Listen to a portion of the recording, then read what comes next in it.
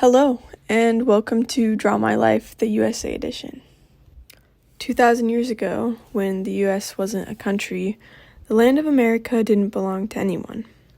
The Native Americans roamed the lands of North America, and Canada referred to them as the First Peoples. We assume they were from Asia and got to this land by boat, but no one is actually sure how they got there.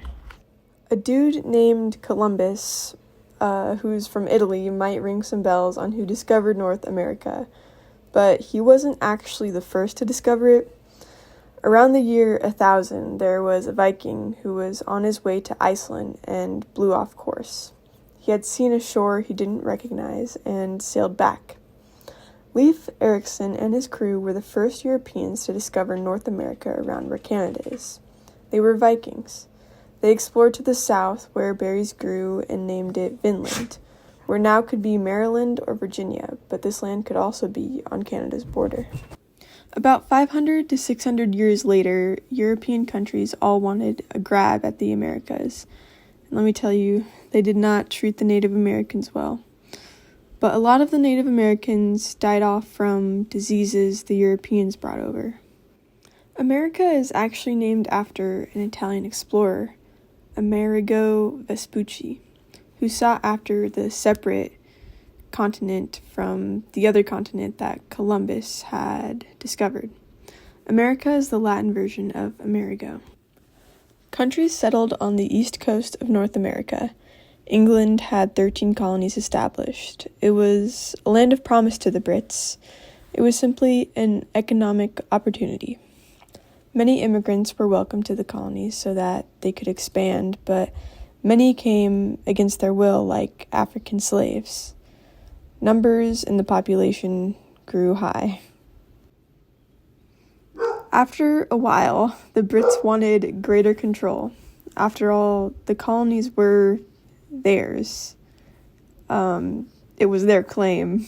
They'd been pretty chillax about the colonies as long as they stayed true to Great Britain, but they did want a firmer grasp on America. Americans were mad about tea, taxation without representation. The Boston Tea Party essentially was the colonies being upset about Britain taxing tea without representing what it's for. Americans dressed up as Mohawk Indians because the tea ship was the British East Indian Company, and they threw over 342 chests of tea. It was the spark for the American Revolution. America wanted independence from Britain. While the Brits soldiers were professionals, the American soldiers were farm boys and people looking for work and people who wanted a way out of imprisonment and fines.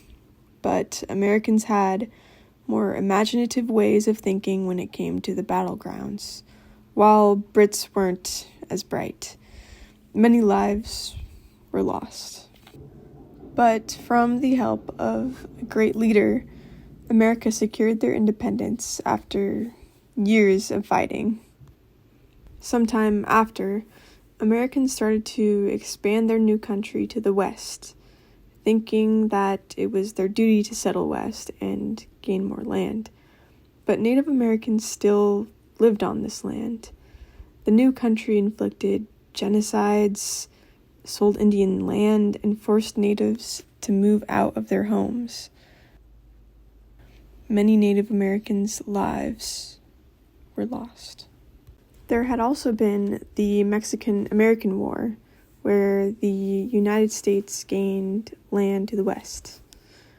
During the westward expansion, there was something else. Now, remember how Africans were immigrated to the U.S. by force? They were slaves, and a whole civil war between the southern United States and northern United States occurred. The South wanted slaves because they had big farms that needed workers to work them, and the North had been modernizing, industrializing itself, so they were against slavery. There was a point where the southern states actually split off and had an attempt to be the Confederate States of America, but it was a short 4 years. During the 1900s, the U.S. had a progressive era where cars were made and used, flourishing businesses, and much more.